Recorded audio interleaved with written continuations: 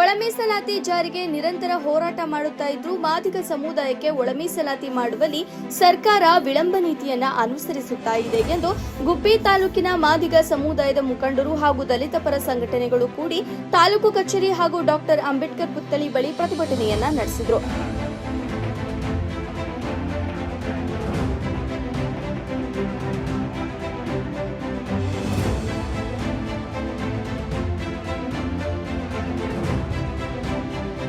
ಜಿಲ್ಲಾ ಉಸ್ತುವಾರಿ ಮಾಜಿ ಸದಸ್ಯ ಜಿಎಚ್ ಜಗನ್ನಾಥ್ ಮಾತನಾಡಿ, ನಮ್ಮ ಸಮುದಾಯದವರು ಸರ್ಕಾರದ ಹುದ್ದೆ ಪಡೆದು ಸಮಾಜದಲ್ಲಿ ಬೆಳೆಯಬೇಕು ಎಂಬ ಆಶಯ ಇದ್ದರೂ ದಲಿತ ಸಮುದಾಯದ ಕೆಲ ಜನಾಂಗಗಳೇ ನಮಗೆ ಅಡ್ಡಿಯಾಗುತ್ತವೆ.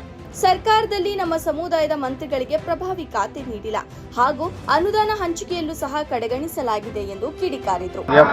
ಆದೇಶದ ಮೇರೆಗೆ ರಾಜ್ಯದ ಎಲ್ಲಾ ತಾಲೂಕು ಕೇಂದ್ರಗಳಲ್ಲೂ ತಹಶೀಲ್ದಾರ್ ಅವರ ಮುಖಾಂತರ ರಾಜ್ಯ ಸರ್ಕಾರಕ್ಕೆ ಮನವಿ ಪತ್ರವನ್ನು ಕೊಡ್ತಕ್ಕಂಥ ಒಂದು ಸಭೆಯನ್ನು ಇವತ್ತು ಗುಬ್ಬಿ ತಾಲೂಕಿನಲ್ಲಿ ನಾವೇನು ಮಾಡ್ತಾ ಇದ್ದೀವಿ. ಸುಮಾರು 3 ದಶಕಗಳ ಕಾಲ ಎಲ್ಲ ಮಾದಿಗ ಸಮುದಾಯದ ಹೋರಾಟಗಾರಗಳು ಮನೆ ಮಠಗಳನ್ನ ಬಿಟ್ಟು ಹೋರಾಟ ಮಾಡಿದ್ವು. ಆದರೆ ಆಗಸ್ಟ್ 1, 2024 ಸುಪ್ರೀಂ ಕೋರ್ಟ್ ಆದೇಶದ ಪ್ರಕಾರ ಏನು ಆಯಾ ರಾಜ್ಯ ಸರ್ಕಾರಗಳು ಒಳ ಮೀಸಲಾತಿಯನ್ನು ಮಾಡಬಹುದು ಅಂತ ಹೇಳ್ಬಿಟ್ಟು ಏನು 7th ಬೆಂಚು ನ್ಯಾಯಪೀಠ ನಮಗೇನು ಆದೇಶವನ್ನು ಕೊಡ್ತು ಆಯಾ ರಾಜ್ಯ ಸರ್ಕಾರಗಳಿಗೆ, ಈ ಒಂದು ನಮ್ಮ ಕರ್ನಾಟಕದ ರಾಜ್ಯ ಸರ್ಕಾರ ನಮಗೆ ಕಿವಿಗೆ ಹೂವನ್ನೇ ಇಕ್ಕಕ್ಕೆ ಹೊರಟೈತೆ ಹೊರತು ನಮಗೆ ನ್ಯಾಯವನ್ನು ಕೊಡಲಿಕ್ಕೆ ಹೊರಟಿಲ್ಲ. ಇವತ್ತು ಆಂಧ್ರ ಪ್ರದೇಶ, ತೆಲಂಗಾಣ, ಪಂಜಾಬ್, ಹರಿಯಾಣ, ಸಿಕ್ಕಿಂ ಎಲ್ಲ ರಾಜ್ಯಗಳಲ್ಲೂ ಒಳ ಮೀಸಲಾತಿಯನ್ನು ಮಾಡಿದ್ದಾರೆ.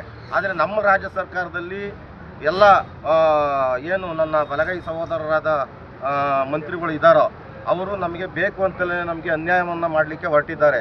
ಯಾಕೆಂದರೆ ರಾಜ್ಯ ಸರ್ಕಾರದ ಮಾನ್ಯ ಮುಖ್ಯಮಂತ್ರಿಗಳ ಮಗನ ಭವಿಷ್ಯಕ್ಕೋಸ್ಕರ, ರಾಜಕಾರಣದ ಭವಿಷ್ಯಕ್ಕೋಸ್ಕರನ ಮಾದಿಗರನ್ನ ತುಳಿದು ಸಾಯಿಸಲಿಕ್ಕೆ ಹೊರಟಿದ್ದಾರೆ ಕರ್ನಾಟಕ ರಾಜ್ಯ ಸರ್ಕಾರ. ಇವತ್ತು ನಾನು ಕರ್ನಾಟಕ ರಾಜ್ಯ ಸರ್ಕಾರಕ್ಕೆ ಒಂದೇ ಒಂದು ಮನವಿ ಏನಂತಂದರೆ, ಇಡೀ ರಾಜ್ಯದಲ್ಲಿ 224 ಕ್ಷೇತ್ರದಲ್ಲಿ ಮಾದಿಗರು ನಿರ್ಣಾಯಕ.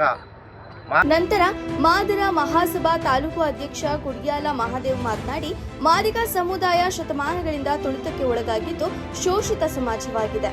ಶಿಕ್ಷಣ ಹಾಗೂ ಸಂಘಟನೆಗಳ ಮೂಲಕ ಹೋರಾಟ ನಡೆಸಿ ಕಿಡಿಕಾರಿದ್ರು. ವರದಿ ಸತೀಶ್, ಶ್ರೀ ಟಿವಿ, ಗುಬ್ಬಿ.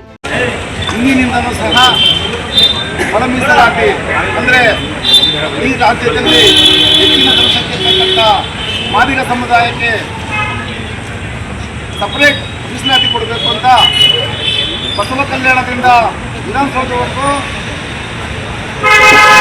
ಮತ್ತು ಕೂಡ ಸಂಗಮದಿಂದ ಫ್ರೀಡಂ ಪಾರ್ಕ್ವರೆಗೂ ಹಾಗೂ ಪ್ರೊಫೆಸರ್ ಪಿ ಕೃಷ್ಣಪ್ಪನವರ ಸಮಾಧಿಯಿಂದ ಅಸೆಂಬ್ಲಿವರೆಗೂ ನಿರಂತರವಾಗಿ 30 ವರ್ಷದ ಚಳವಳಿ ನಡ್ಕೊಂಡು ಬಂದಿದೆ.